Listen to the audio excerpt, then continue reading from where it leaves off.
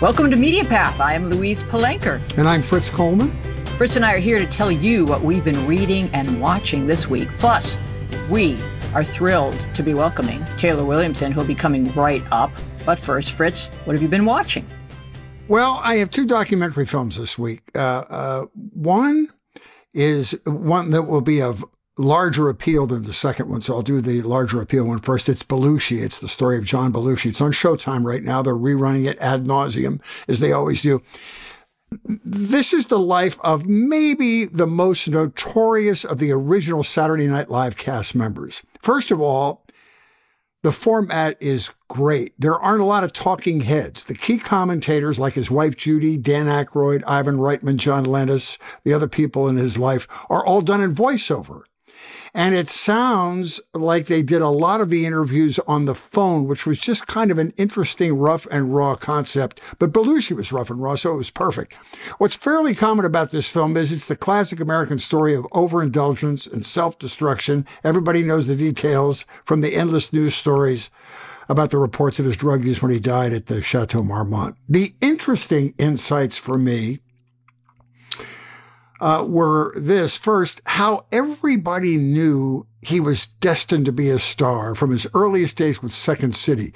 He had this energy and charisma, and they all admit that the moment he walked on the stage, he did what's called drawing focus. Everybody couldn't take their eyes off of him. And he immediately, after his audition, went to the Second City main stage shows, which doesn't happen very much either in Second City or the Groundlings, if you know anything about that process. It's like a boot camp process. He went right to the top. Another revelation was how in love with his wife, Judy, he was. How he relied on Judy for his sanity. His letters to Judy get read voiceover again in this. They're beautiful, poignant letters. It proved that they were soulmates, and he really reveals a vulnerable side.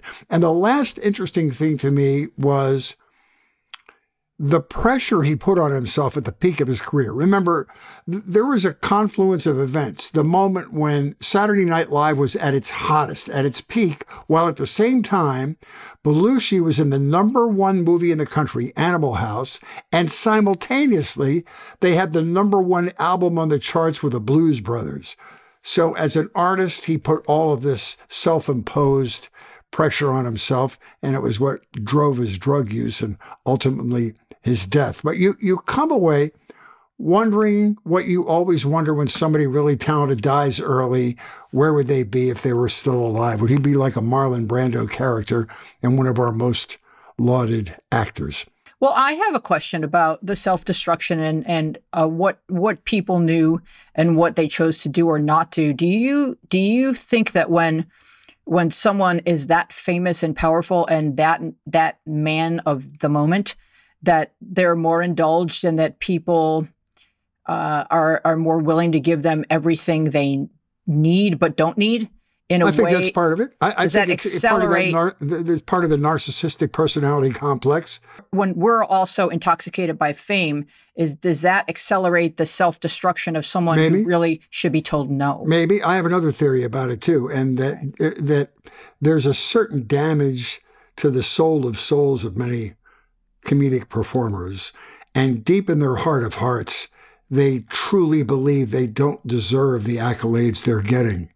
And so it's a self-sabotage maneuver where all this money and all this fame and all this love, which is all I've really desired all of my life, is coming at me, and I don't know how to deal with it, and I'm not sure I deserve it. I mean, I know people on a much lesser plane than John Belushi and people who I would never mention, but I've seen people go through that syndrome where the more they achieve, the more they want to knock the pins out from under themselves. And so it might be a little of both, Weezy. It might be what you say, and it might be the other part of the theory. I don't know. It's complicated. It's a fairly typical story, though. They get to a certain point and their heads explode. So, secondly, I want to talk about Zappa. This is about Frank Zappa, of course, with the Mothers of Invention. This is on pay-per-view right now. Now, I met Frank a couple of times, wasn't close to him. We had mutual friends. I saw the Mothers of Invention perform at the Electric Factory in Philadelphia back in the 70s. It was a big place. Hendrix played there, and Crosby, Stills, and Nash. I wasn't a fan of his music.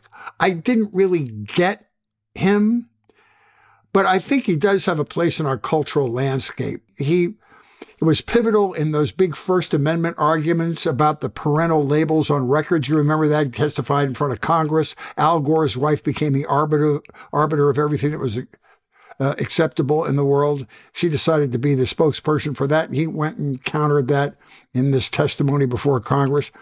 But mainly what I came away with was his guts. I just sort of compare him to Andy Kaufman, where he was just a brave performer who wasn't trying to please you. He didn't really care if you liked him. He was doing it for his own edification. He was doing his art for its own sake. If you liked him, it even puzzled him more. Like when he had that hit Valley Girl with his daughter Moon Unit, it was the biggest hit of his life. It made both of them rich, and he never was able to figure that out. It was an accident, and it made him very uncomfortable. And so what you come away with, and this is the last thing I'll say, is that you just, whether you are a fan or not, you respect him as being a pure and brave artist in the truest sense of the word. And, you know, he was part of that landscape where the less you understood about an artist, the cooler it was. It was like when Bob Dylan came out, nobody understood most of his lyrics, and they thought that was cool. You know, they were giving people credit for being smarter than they were. So, well, maybe there's fun in the interpretation. Yeah. And then there's some co-ownership. You feel wacky. Like you know, you've decoded it, and so it's ours together. I share this with the artist because I have this experience. It may be, and he had credibility in the artistic community. I mean, he did an album with the London Symphony Orchestra. He had all this credibility of people who appreciated his artistry, but he really was a classical music composer. It was just kind of dissonant classical music. And, you know, I was not a fan. I would listen and I'd go, you know, I need something melodic, you know, that comes in 3 acts and comes back to the beginning. But he was not that person. But he was certainly a brave artist and believed in himself. And if you came along for the ride, fine. If not, fine too. Awesome. Well, I want to talk about 2 books into movies that I experienced this week. I had read the books, but then the films were presented to me this week, and I really think they're important to talk about. So the first is Between the World and Me by Ta-Nehisi Coates. So this was a book, and he writes... Well, all right. So this was first published in 2015. Between the World and Me is written in the form of a letter to Ta-Nehisi's 15-year-old son, who is approaching the brink of his adult life as a Black man in America. The book recounts the author's inner-city Baltimore childhood and his own awakening to the dangers faced by Black bodies in America. He speaks of how bodies have been used as fuel to furnish American commerce, and the narrative explores Coates' bold notion that American society structurally supports and perpetuates white supremacy. The book reads as prose, and it was adapted into a 2018 staging at the Apollo Theater featuring Mahershala Ali, Angela Bassett, Courtney B. Vance, Oprah Winfrey, among other great talents. The HBO special combines elements of the Apollo production, incorporating documentary and archival footage and some beautiful animation. This is important reading and viewing for people who think they are white, and that's how he presents it in the book. He sees it all as race as a construct.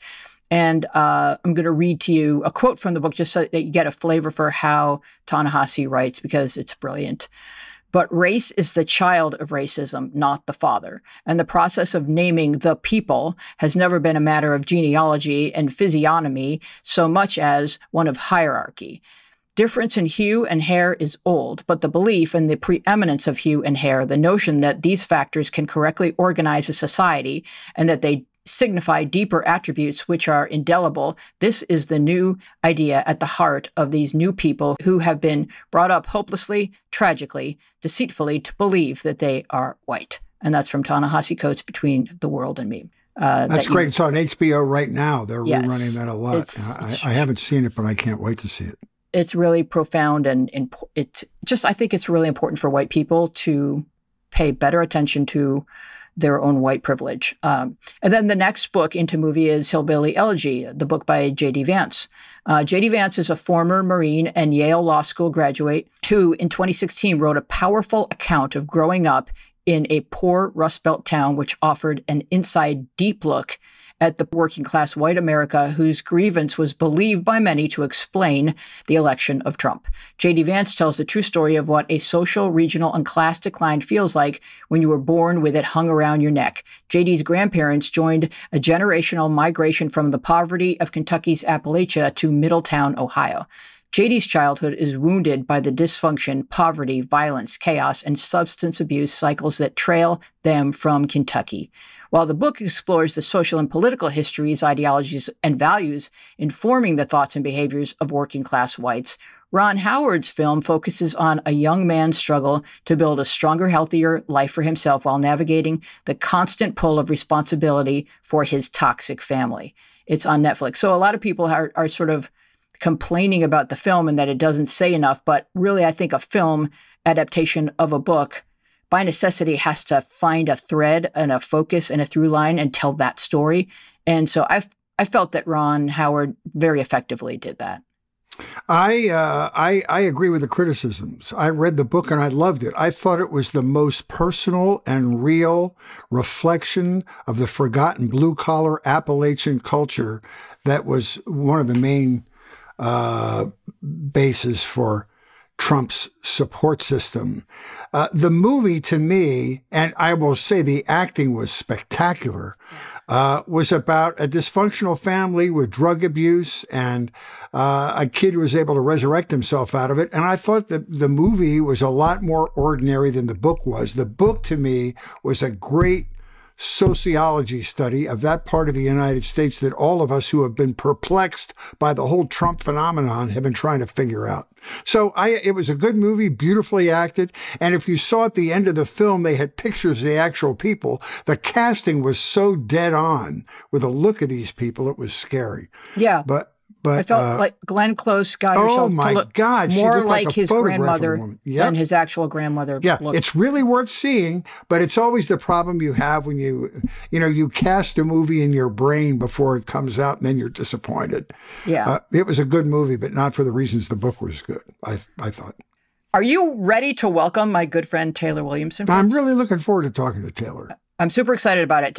Taylor, if you Google him, is an American stand-up comic. Even if you don't Google him, he will remain an American stand-up comic and actor. He is known for finishing as the runner-up on the 8th season of America's Got Talent and as a semifinalist in Last Comic Standing. Welcome, Taylor. Hi, everybody. I unmuted myself. Did it work? Oh, yeah. It worked. We can really hear you. So, Taylor, as you Google yourself daily, do you notice the related searches for Taylor Williamson? You have to scroll down to the bottom of the page. They're super fun to read. And yours are Taylor Williamson wife, Taylor Williamson net worth, Taylor Williamson CrossFit, which you're going to need to explain. These are things that people often Google, Taylor. I trust you. It's I recognize that you just read my Wikipedia bio, which I respect your research there. Yep. I went deep. I love that you read what you know. You could just say, yeah, he was on America's Got Talent. You're like, Taylor Williamson, an American actor, comedian. That's adorable. Well, I don't want to. I mean, the internet never lies, so I want to be accurate. And then Taylor Williamson and Heidi Instagram. So I guess that's a common search. You and Heidi Klum have been having a long, torrid affair for what, 5 years now? It's been a little bit. It's a little bit something like we say recently in this business.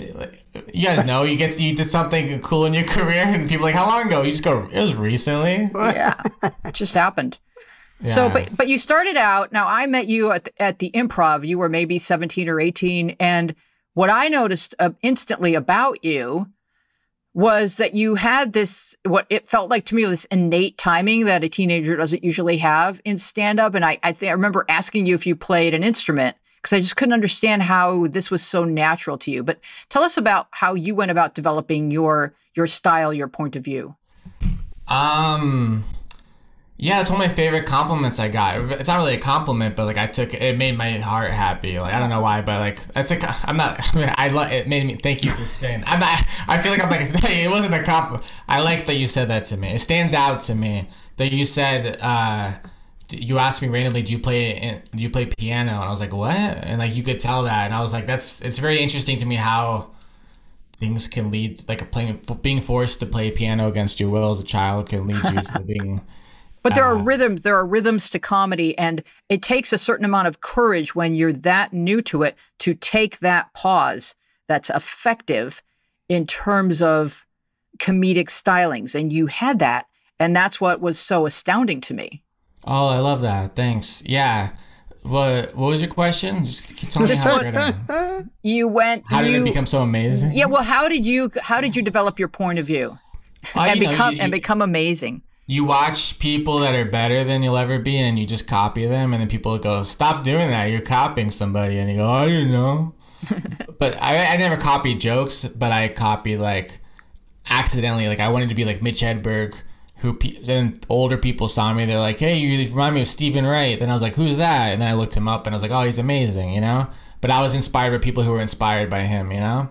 And then I was inspired by him, of course. And then I don't know. I think a problem with starting early is I didn't know who I was yet before I started, so I was trying to be other people, I guess. And then I got accused of being my onstage character offstage by some older mean comedians. Like, you're still doing your character. I'm like, I don't know who I am. I'm just being me, you know? But I think eventually it kind of... My favorite compliment I get, again, it's also not a compliment, is you're the same on stage as off stage. I'm like, I like that. I don't know if that's a good thing or a bad thing, but I like that. You have a thing that you can't learn by studying somebody else's act. And that is a personality over and above your material. When I like somebody, it's what I feel about them between the jokes. I mean, do they have a compelling personality? And you're so interesting and warm and approachable and vulnerable on stage. Stephen Wright's a good way to describe it. You just want to hug Stephen Wright and then suck whatever's in his brain out and put it in your own brain. But you're really good at that. And I honestly don't think that can be taught. Yeah, you need enough trauma as a child that you can't teach that, you know? That's a good question. Are you in the camp of people that believe funny? And I know. Well, I want to ask you. No, I want to ask you: is that are you of the school of thought that in order to be an effective comedian, you have to have been severely traumatized as a child, or is it just a gift that you were given by divine intervention that gives you a quirky look at life? Do you have to be coming from a dark place to be good at that? I think both are. I think there's no right or wrong answer. I think factually, being bullied or being from poverty or being minority or being what else is there? That's whatever. You know what I mean? Like having things against you in life leads to using humor as a defense mechanism. Mm-hmm. So, like, I think there's people who are organically. This is dangerous to say out loud. But like Seinfeld argues, I'm just funny. I had a great childhood. But I think he's more scientific funny, which is super awesome. Yes. And I've talked to people who know him, who open for him. I'm like, is he really funny off stage? They're like, yeah. I'm like, listen, he's not listening. I'm not recording this. And if he's watching, I'm not saying he's not funny. I think he's brilliant. He is brilliant. He's maybe even more brilliant because it's not... he didn't have divorced parents who didn't give him enough attention and stuff, you know? Like, He's a scientist on stage, but I think some people are just natural. They walk on stage, you're laughing already, you know? So I think some people have like the superpower. Like, here's my analogy. You ready for this? Mm-hmm. Yes. Seinfeld's like Batman. He's not a superhero. He took karate and he has a bunch of weapons, you know? I know Batman's parents got murdered, so that kind of defeats my... But I'm saying it's like Batman versus like... I haven't thought this through, honestly. But it's like Magneto, he like was born a mutant, you know? Mm-hmm. And you're saying like Seinfeld was never bit by a spider. Seinfeld was bit by a spider. I mean, he's a rich guy with a bunch of weapons. He has a really cool car. Yeah, and he works really hard at being able to fight. He uses it to take people to get coffee. Yeah, so exactly. He's doing a lot with what he's got, you know. So I think it helps to have like funny in your bones if you grow up developing it as a defense mechanism or whatever, trying to make people smile or make yourself smile, whatever. Yeah, but I think that it does count for something to be a really good technician and to have studied it and to have crafted an art, and that Seinfeld is brilliant at that. And I think it maybe requires a little bit of both. Even the people who are naturally funny have to craft something. They can't just go on stage and wing it. Right. It goes back to your original thought, you guys, which is that there's a musical quality to stand up. Yeah. And so you have to compose it like a song. And Seinfeld always said that writing effective stand up is shaving syllables, which is one of the greatest explanations of writing stand up I've ever heard. It really is. He is a technician. I agree. And if he's listening or watching, I think he's great. I don't need this to be the Taylor hates Seinfeld hour. You know? No. I completely understand the point you're making, because there are people in comedy we know that are not that funny off stage, but we know how effective they are on stage. So it's whatever pathway you're taking, or however you've gone about this, or whatever drew you to it. It doesn't matter as long as you're a good person who's good at your work. That's really all that matters. But don't you think it's going away from the whole... I think comedy's becoming less... This might sound bitter, maybe it is, but it's just about storytelling and talking on stage now. Don't you think? Like, it's not about being a great joke writer or joke teller anymore. It's more about content than... It's just being on stage and making people laugh, not being a great artician. It's the Largo, Club Largo school of... I don't even think that. I disagree respectfully. I mean, there's some of that, but I'm thinking... No, but the guys who are getting the Netflix specials, and it's awesome, great for everybody, but they're just people who talk for... And it's not the Largo guys I'm thinking of. Like, I'm not trying to be a hater, but... I don't know. We would love for you to be more of a hater. Who do you hate and why? It was Beth Lapidus doing the Uncabaret, which were guys like, I don't know... Dana Gould. Yes, would all go down. These are wonderful word spinners, but don't come with punchlines, and it's better if you read it off a legal pad on a bench. Listen, forgive me. I know exactly what you're talking about, but then like maybe 10, 15 years ago, those guys all became the headliners from everywhere. Like, I don't know, Louis C.K., Zach Galifianakis, Patton Oswalt, like those, the cream of the crop of those guys. Yes, those lineups were a lot of people talking at a coffee shop without jokes, you know? Right. But the prime ones out of there became the superstar comedians. But I think now it's turning into the ones who are getting the exposure. Is a lot of like alpha, broy dudes, broy. Oh, broy dudes. And it's very like meathead kind of people. Like I did a drive-through stand-up show recently. Because they were in a pandemic. Oh. Please tell us everything about that. I want to know what happened. Have you guys done these? Yes. Yeah. Well, it's a gut-wrenching experience. So for me, it was gut-wrenching. I got I don't know the analogy. I got the because it was produced as wonderfully as it possibly could be for the circumstances. It really was. Tammy, Joe, and Nicole, who run shows at the Comedy Store, did it at the Magic Castle. It was beautiful. It was 85 cars there, or people in them. They get them little clappers, so they're making clapper noises. So when you tell a joke or say something like, you hear that click, click, click, click, click, click. I didn't have that. I had horns. Your only substantiation as a performer was a horn, and it was never on time, and it was just awful. It was like 1,000 clowns going. I mean, that's like one thing. It's one thing at a political rally, but I would think that would really interrupt the timing of a comedian attempting to deftly deliver this material. Brutal. With and I found, so I got the validation. Like, I'm saying this as a joke, obviously, but like, oh, I have a reason to live. Like, I got that love that I need from the clappers. But my joke, because I'm more of a joke teller than a storyteller, and I felt like I'm not accomplishing anything here. I'm making people, I'm doing the important thing that I never think about is I'm helping people forget about I'm unselfishly helping people forget about their worries and have a night out during a scary time, which is so beautiful that we provide that. But selfishly, I was like, why am I doing this? I got to see some people. I liked half of the people I saw. It's an awful performance experience. Let's face it. I didn't like it, and it wasn't productive for me as an artist. I'm not developing material. Zoom comedy is more productive for me, and I hate that as much. But it's at least if 3 people are laughing, there might be a laugh joke there. But I mean, you can commend them for attempting it, because I think that drive-in politics and drive-in music is probably great. People get to leave their home, especially back east where it's getting cold. Like, really, your options are your car or your house.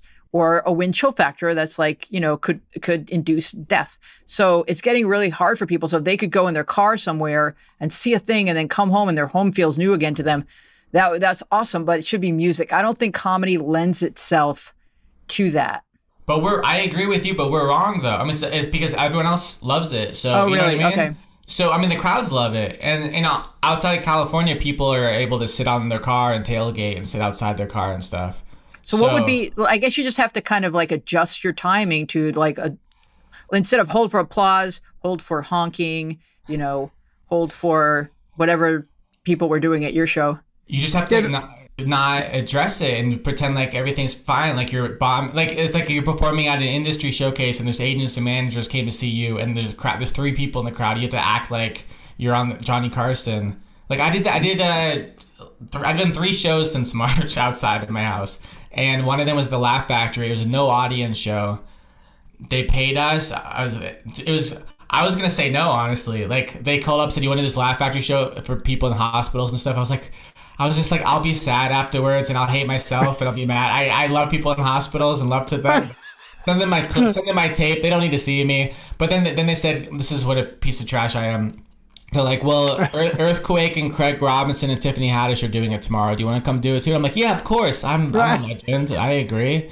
I'm up there with them. So I went and I hated it, but there's nobody in the crowd. It was worse than nobody, you guys, because as you know, there was producer people in the back, like doing the sound and stuff. So they laugh sometimes. So it's even worse than nobody, because then you're like, oh, I bombed because they didn't laugh. But I was like, I'm not doing it for me, I'm doing it for the audience. You know what I'm talking about. But I'm just telling you, Taylor, it's not that they didn't laugh or didn't think you were funny. It's that the moment you told that joke, they were focused on their job, which was their thoughts were elsewhere. So it's a very bad indicator of how funny you are. That's what I'm saying. It's terrible. Yeah.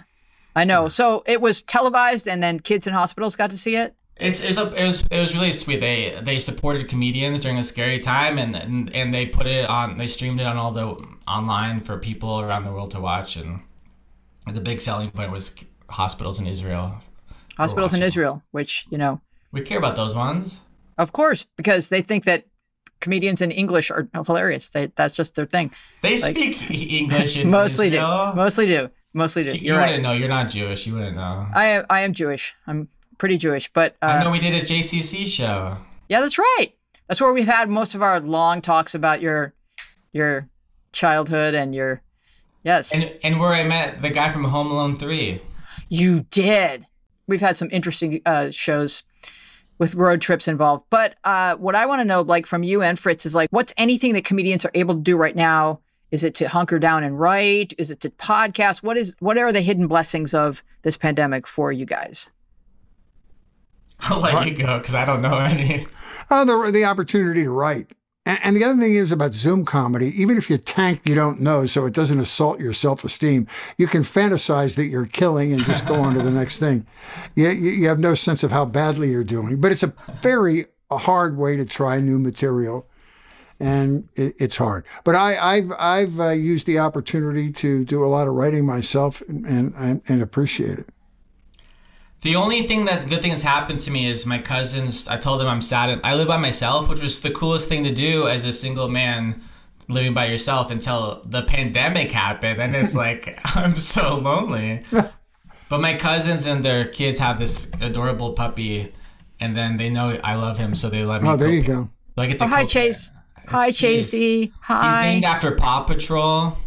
I don't know if you're familiar with Paw Patrol, but sure.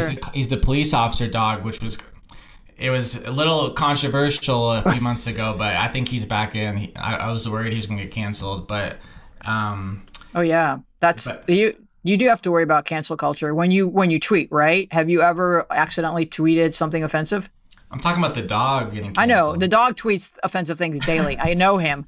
Have you? Oh yeah, haven't we all gone? You're better people than me, but you haven't gone through your tweet. Every year you have to go through find out what you can't say anymore. Then you go through your tweets from 10 years ago, and there's always something. Literally every year there's something where I'm like, ooh, like something I said in 2011 that a year ago I was fine with, and then now I'm like, oh boy. So does that affect? Eventually, all my tweets will be deleted. For sure. I mean, what is there left? I mean, it's as our awareness grows about how things can be offensive to certain, you always think that like, oh, there's no one who's actually Polynesian, so I can tell a Polynesian joke. Then you meet, now you're working with a Polynesian guy who's like, I don't like that joke. But that's never happened. Can we just really, you know? Like, I don't know any Polynesian people? No. I don't. They all moved to New Zealand 1,000 years ago. That's not what I meant. But like... You admire Gaffigan, right? So what did you think about, he exploded on Twitter and showed the other side of his personality, and many people were relieved and exhilarated by that, and some people were offended. How did you feel? I adored it. It made him a human being the way I look at it. Well, because I'm nobody, but him and The Rock speaking up. Yeah. Well, they were not speak. This is like I imagine you guys feel the same way as me. Like, this is not politics. Human rights, science. I'm not. You know what I'm saying? Like, those are political points of view. Like racism, whatever. You know what I mean? Like empathy, whatever. These are not political points of view. And I love that people, because I know people who are very successful, as you guys do, and it's hard for me not to judge them, but I try to tell myself not to. But like, there's one guy I'm thinking of that I won't say, who I admire so much, and he says, I don't speak out about politics because you lose half your audience. And I get that. That made sense a few years ago, but we're in a different world now. Mm-hmm. And as a Jew and as a human, I think, who am I not to use my little voice to speak up for people different than me? Remember to do it in Hebrew, because I really don't understand English. but I love that these people who are, they could lose half their audience. It's not half the people who believe this stuff, you know, but I think it's important, and it inspired me to speak out more, honestly. Because I worry about that too, honestly, because my fan base, I'm so grateful for them, but it's middle America, America's Got Talent fans. That's still the majority of my audience. So has there been any kind of like feedback? Yeah. Okay. Oh yeah. Give us an example. My Facebook fan page is where all my hate is. If you guys are bored, anyone's bored, go to my Facebook fan page and look up around the election time. Anytime I posted, I'm the only trolling I did myself is I would write, please vote for people who believe in science and empathy. I didn't say vote for Biden.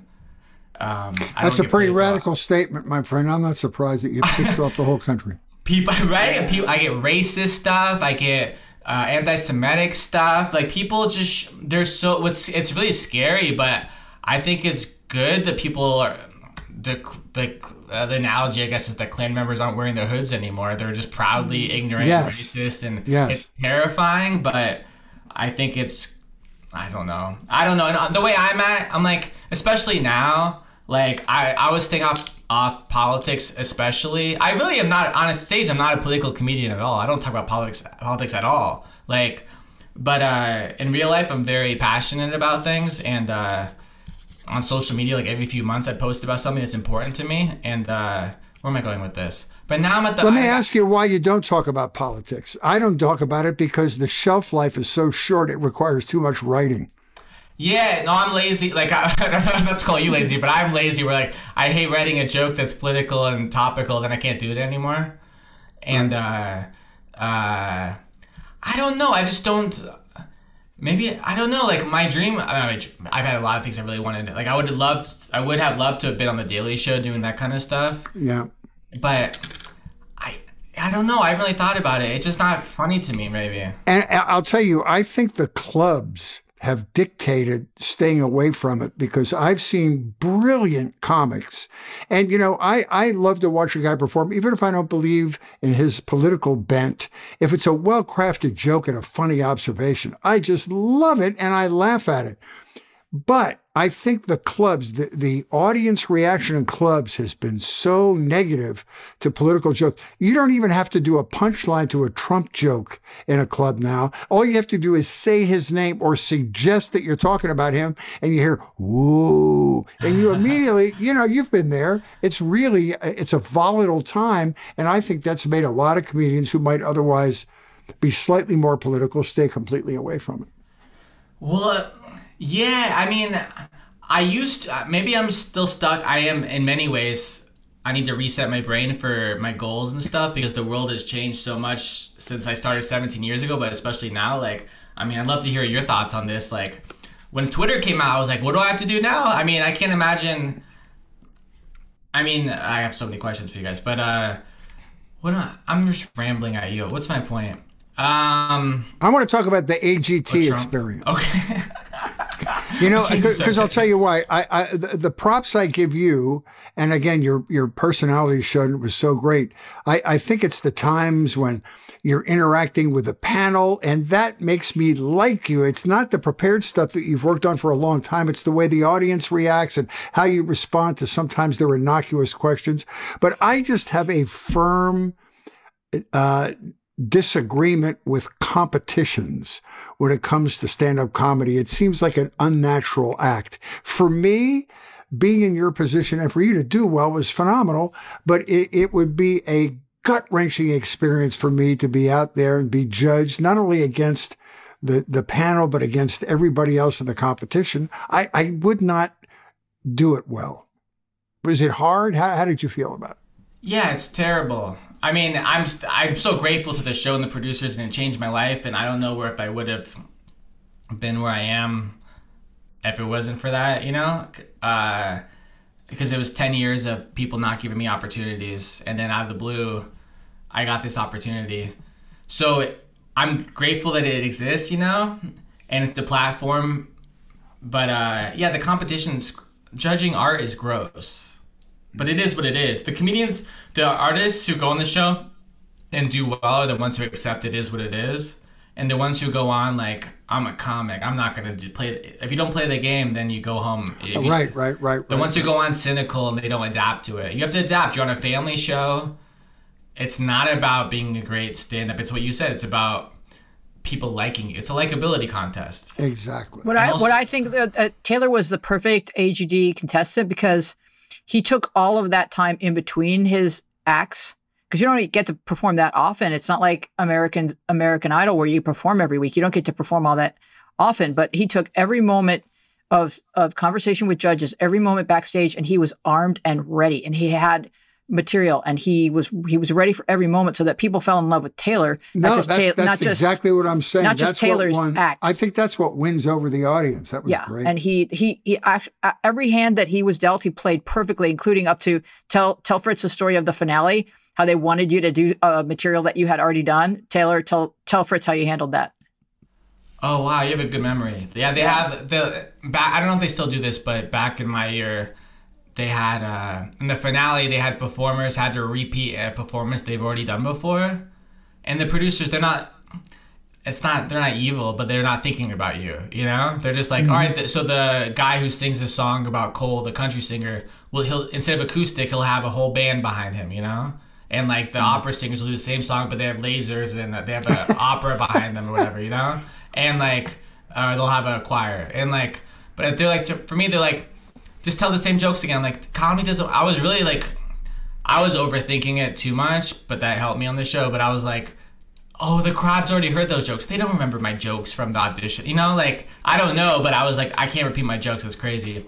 Then they're like, tell jokes on the same topic. I'm like, I'm not going to write a new act on the finale of American Let me just jot this down on a napkin. Yeah, like, here's another joke about camels. So I said, can I do a bit where... we acknowledge that I have to do a bit, like just do a kind of meta, like we'll do the bit is I don't know what to do. Like, how do I repeat an act I've already done before? This is impossible. And they have like a 90-second package before you start performing. And I was like, I need you in the package to set up my performance. They're like, you can't tell us what to produce. I'm like, just help me out. Like, I had to fight with the producers politely, like, help me.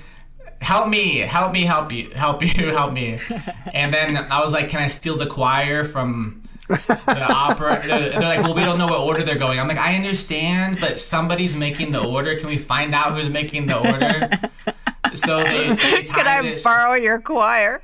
Because it probably wasn't going to work out, because they wanted the choir, because they want the big acts to go at the end, like the singing Titanic or whatever song, like My Heart Will Go On. They want the big finale. The finale, I'm like, can you put me? Why can't I? Then I was fighting. I'm like, why can't the comedian be last? That's racism. Why can't the comedian be the last thing? And then they're like, then I found out that the choirs are pre-recorded. They go to like some fancy soundstage and pre-record. Like a lot of the bands on these shows, not always, but a lot of them are pre-recorded. or they're actors. Yeah, they're pre-recorded and they're just actors playing the instruments or singing. They're all holograms. No one's an actual human. Wow. For real. So the choir was pre-recorded and they just had actors on stage. And so I talk about things you can't say anymore. The punchline in my joke, which I'm not embarrassed of, it would not have been. I probably wouldn't have written it in this today's age, and they probably would have not let me say it today. Not that it's illegal to say it. You know, there's standards of practices. Is it legal to say it, and then is it also like FCC? Then there's commercials, like you can't say Toyota if there's a Honda commercial on at the same time. Then there's like I've had the conversation with them. We don't think you should say it. We'll let you say it, but we don't suggest you say it because we think you'll be eliminated. Anyways, but my punchline was black poodles love fat white bitches, which was a very cute animal joke. It was a very play on words, cute joke. That was a play on the stereotype of black men being attracted to large white women. That's a famous stereotype. I didn't come up with it. I'm a good person. So the punchline required... should I say the joke so I seem like less of a bad person? So the joke Good luck, but give it a try. So I already told this joke on the show, and it got a standing ovation. And Mel B liked it, and Nick Cannon liked it. I'm a good person, and it's the biggest joke. That joke bought me a house, and so please don't feel like you have to laugh. But the joke was my friend has a Labradoodle. The dog's father's a 4-pound black poodle. Dog's mother 60-pound white Labrador retriever. That's a huge size difference, but I guess it proves the stereotype that black poodles love fat white bitches. So it's the context and what it is. It's silly. It's whatever. So I'm a good person. So I repeated it, but they're like, we have to go to this studio where the Beatles recorded. It's like one of those types of studios. And after they recorded the Celine Dion song or whatever it was, they had to have them go, black poodles. So I went the punchline where I point at the choir. They go, black poodles love fat white bitches. And then my favorite is watching the rehearsals after. So the next week, the day before this rehearsals, and I remember the choir on stage doing it, and the executive producer at NBC so pissed. I couldn't hear him, but I just saw him like, what is this? Because he was mad at the producers from AGT for approving it. He had a choir sing all his punchlines. They told me that they wouldn't have had them record it just for me, but because they were already going to the studio, they recorded it. Anyways, that was a long story. But there are people. Wow. No, Taylor, you have to know there are people in that choir who tell this story nightly. You're not going to believe what this comedian had us record. That's why the whole thing, I didn't even do it, and I feel like I'm melting into my seat. The whole thing makes me nervous. Because he really stuck up for himself, but it was a lot of pressure and a lot of tension. It was really, really, he was under a ton of pressure. As he got further and further along in the process, the pressure just kept building. Oh, yeah.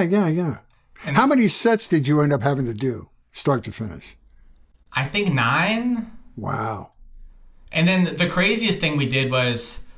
And it was funny because a lot of it is just the acts aren't professional. It doesn't mean they're not brilliant. Like a lot of them are brilliant, but they're not professionals. And like the whole shtick of the show is it's storyline backed up by talent, you know?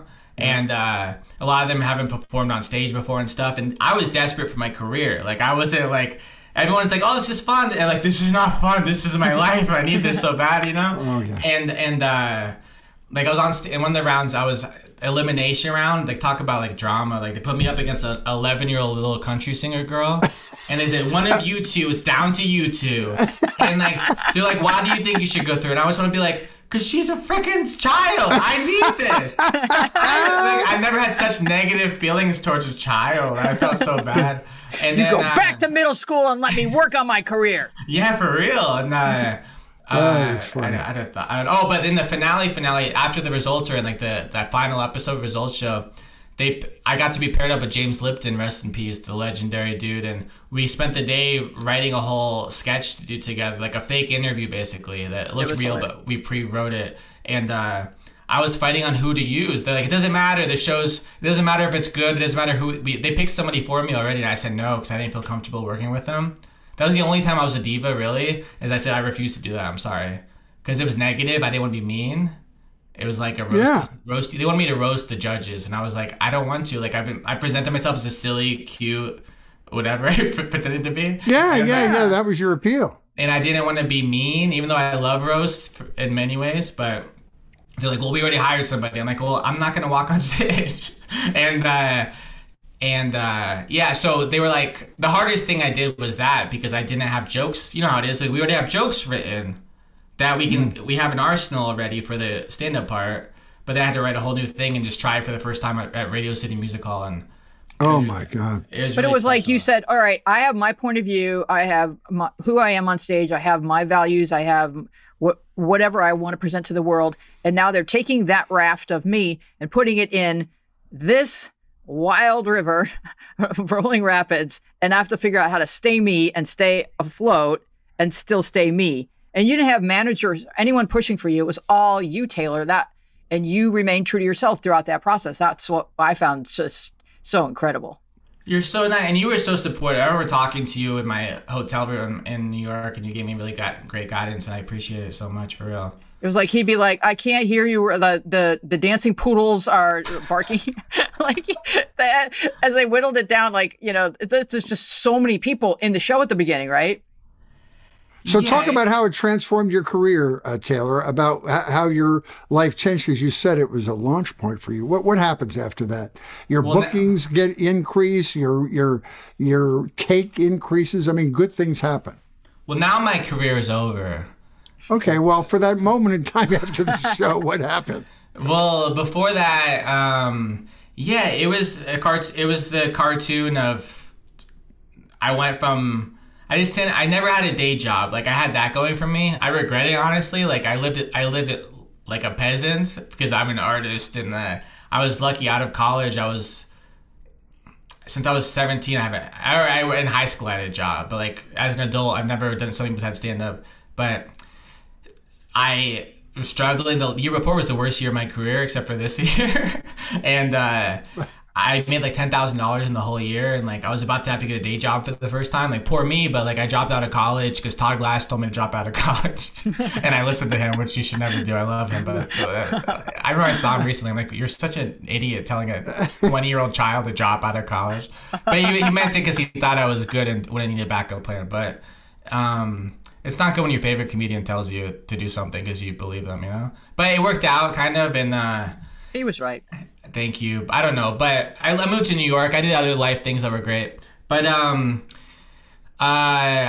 was gonna have to get a job for the first time, and like, what do you put on your resume? Last Comic Standing and like Craig Ferguson show, you know? Like, I literally was like, I didn't know what to do, and my mom lent me $2,000 on credit because we don't have any money, and I auditioned for this show because some guy I went to high school with was a talent scout. Like, their job is to go on YouTube and find people, and he asked me once, and I said no thanks, because I thought I was in line to be on Conan and Comedy Central Presents, and then those things didn't happen.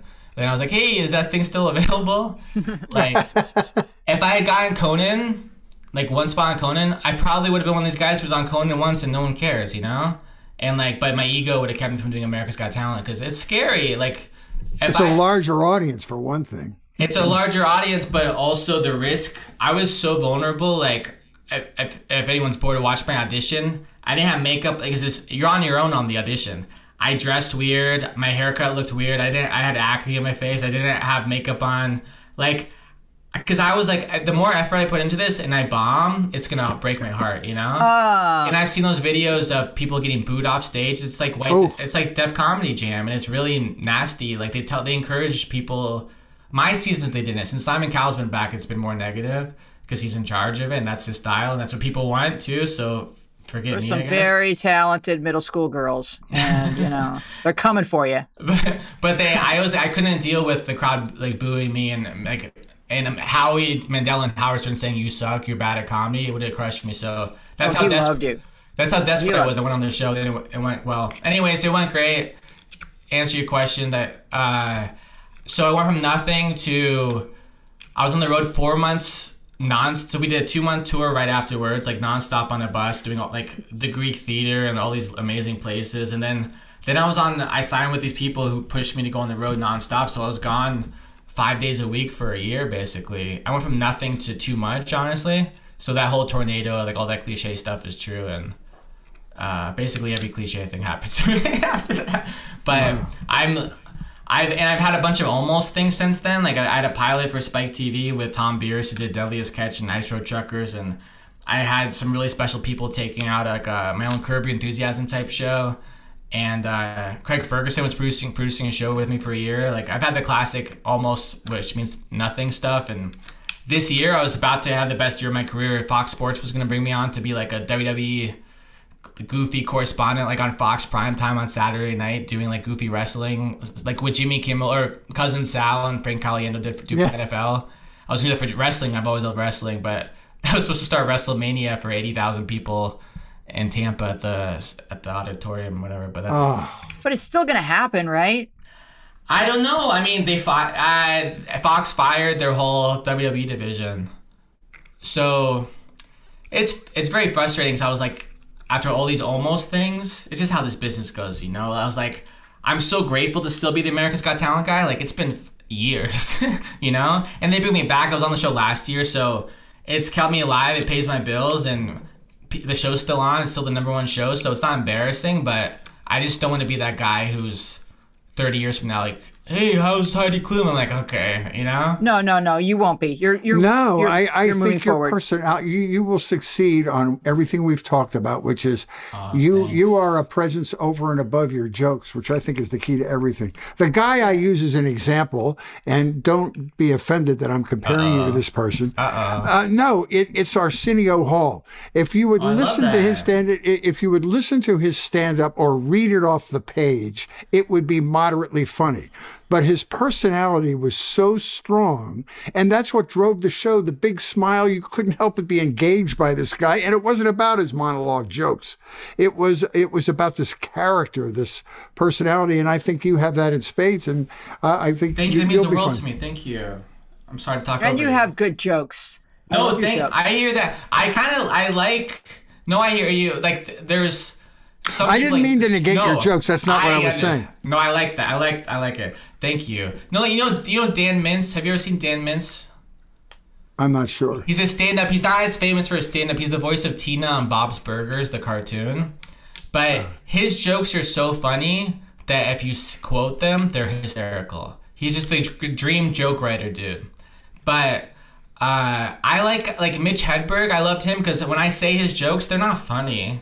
Honestly, they're clever, but then when he says it with the delivery, with the character, like Arsenio is the same, I imagine. Like it's almost hack-proof. People can't steal they can try to steal your jokes, but they're not going to work for other people. Well, that's what I'm saying. They can't steal your personality, and I think you have that. So thank you, Fritz. I like this guy. Well, what are you noticing during the pandemic about how comedy fans are finding comedy, or how people are engaging online with you? Do people have more time to be mean, or do they have more time to be nice? Like, what are you encountering? I don't know. Like, to be just honest, I'm not enjoying this time in the world. I really I want to answer your question. I want to ask you guys a question though, but like, I don't know. Like, I don't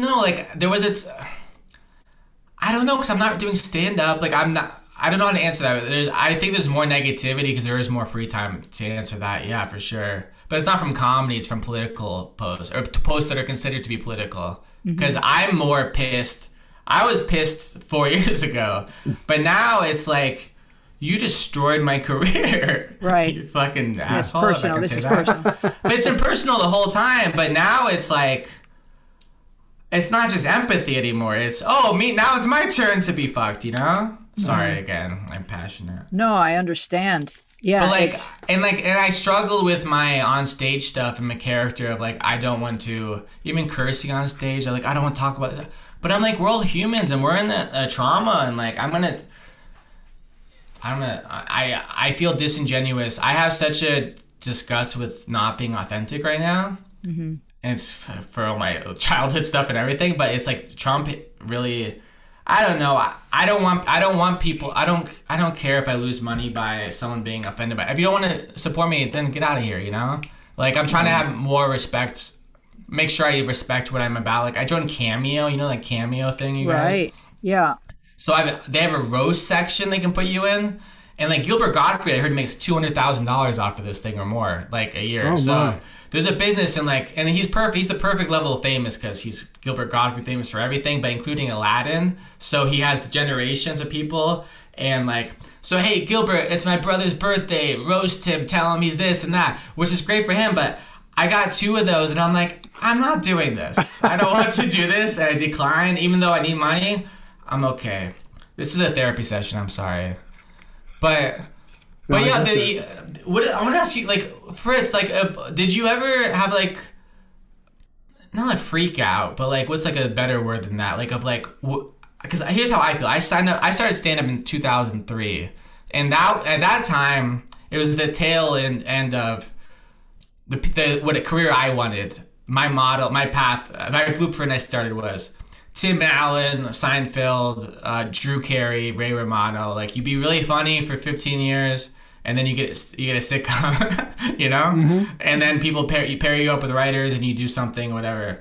And that's like, but then it slowly started ending, and I remember like 2006 and 7, people like making YouTube videos. I'm like, what is all this stuff? I'm a stand-up. My first manager, he's like, I only rep stand-ups. And then I stopped working with him, and he's like, I don't rep stand-ups anymore. I rep actors. And I was like, what?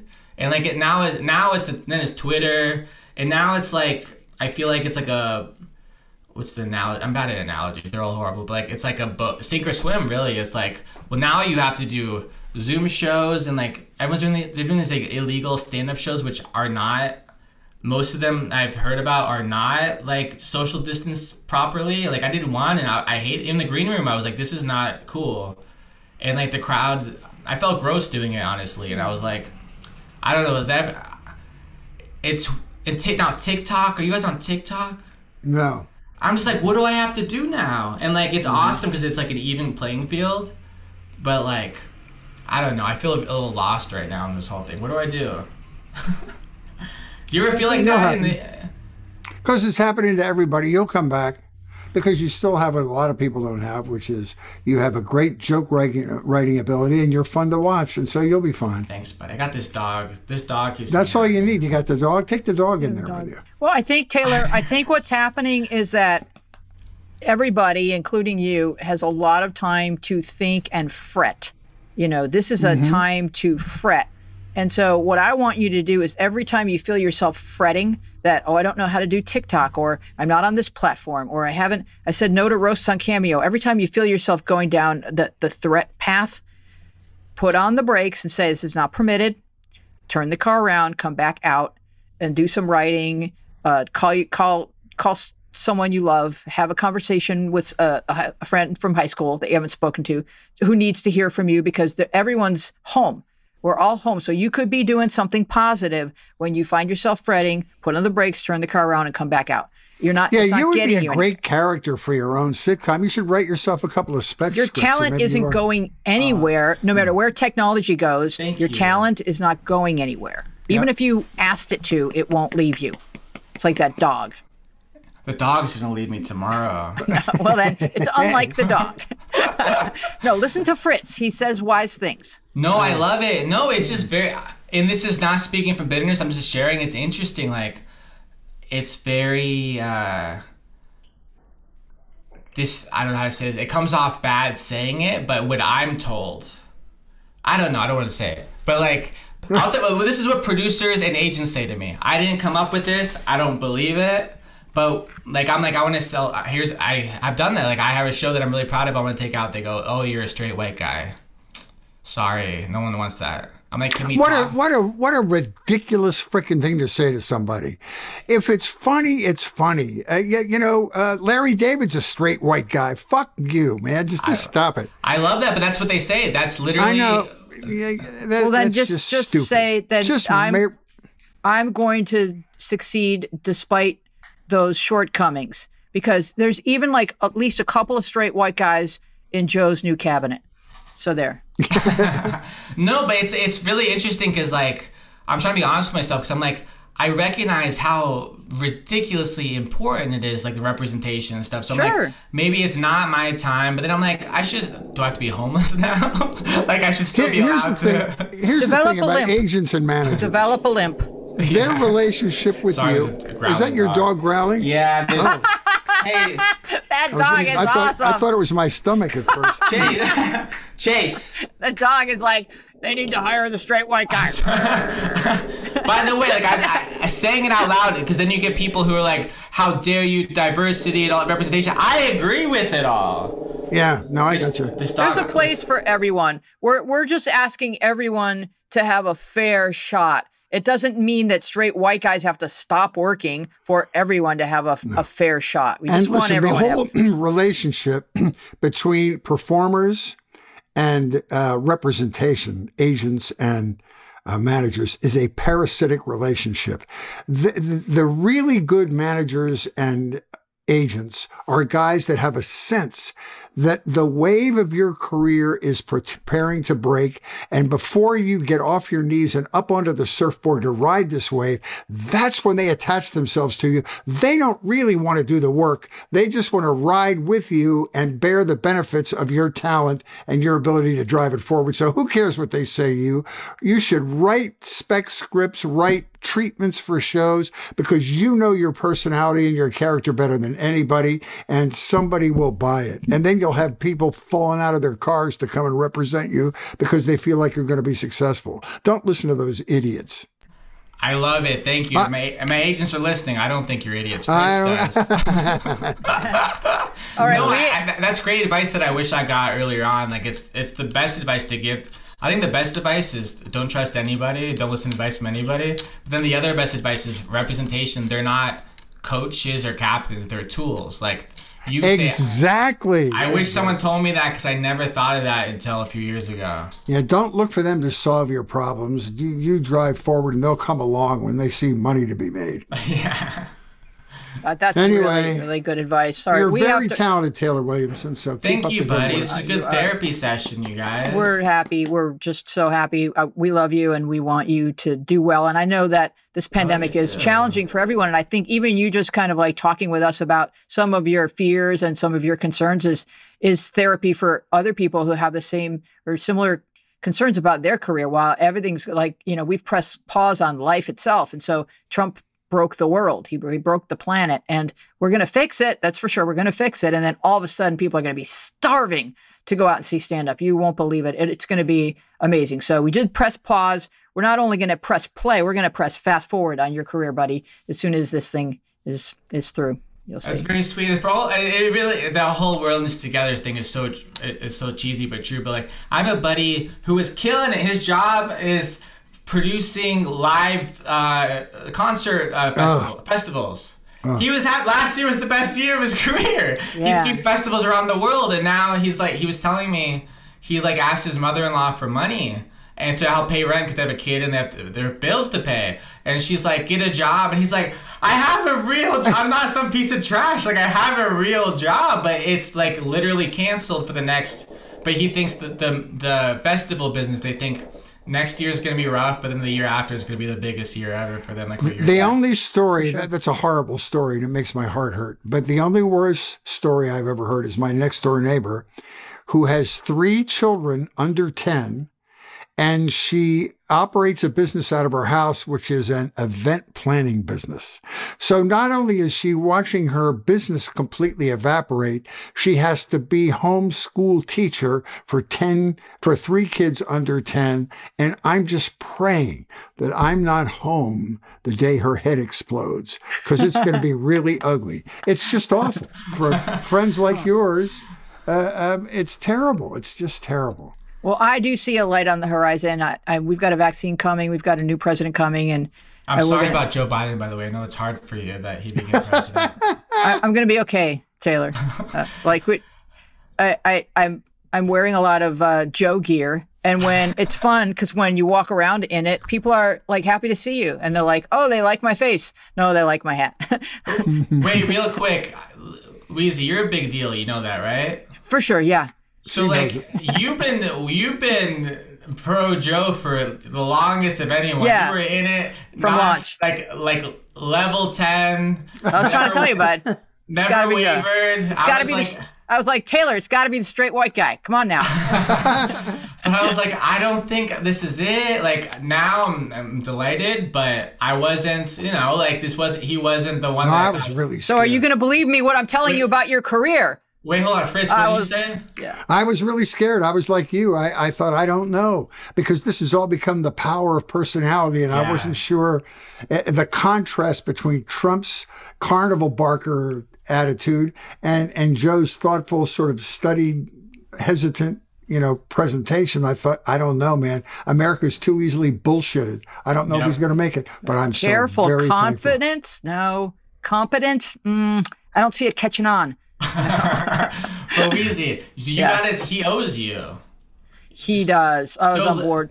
There's got to be something with like Joe King comedy tour or something, like the Joe King. Three of us go on the road. What do you mean, all right? You, me, and Joe? We just go for it? No, you, me, and Fritz. Oh, you, me, and Fritz. Yes! Joe doesn't, he's busy, but like Joe Biden presents the Joe King tour of comedy. Oh, I see. Yes, exactly. We're his surrogates, his comedy surrogates. Like Kevin Hart does that. He's got like some guys that like, it's like Kevin Hart presents, but he's not going to be there, you know? Oh, I see. Joe Biden's the new Kevin Hart. Yeah, I see that happening. Oh, Lord. All right, let's make that our It's feature. On you. I've told you. All right, guys. No, those are great ideas. Guys. Yeah, Me we got to too. go. I'm going to do the closing credits, Taylor. You'll enjoy these. I love you guys. Thank you for having me. It's nice to talk to you. These are pre-written. Great talking to you, Taylor. We would love for you to join us online on Instagram and Twitter, where we are at Media Path Pod, and on Facebook, where we are Media Path Podcast. You can find full episodes with all kinds of bonus visual content on our YouTube channel, Media Path Podcast. I want to thank our very special guest, Taylor Williamson, for joining us. We would love to know what media you've been enjoying. You can contact us at our social media or email us at mediapathpodcast@gmail.com. Our team includes Dina Friedman, Francesco Damanda, Mosey Masenko, John Maddox, Bill Filipiak, Thomas Hubble, and you. I'm Louise Palanker here with Fritz Coleman, and we will see you along the media path.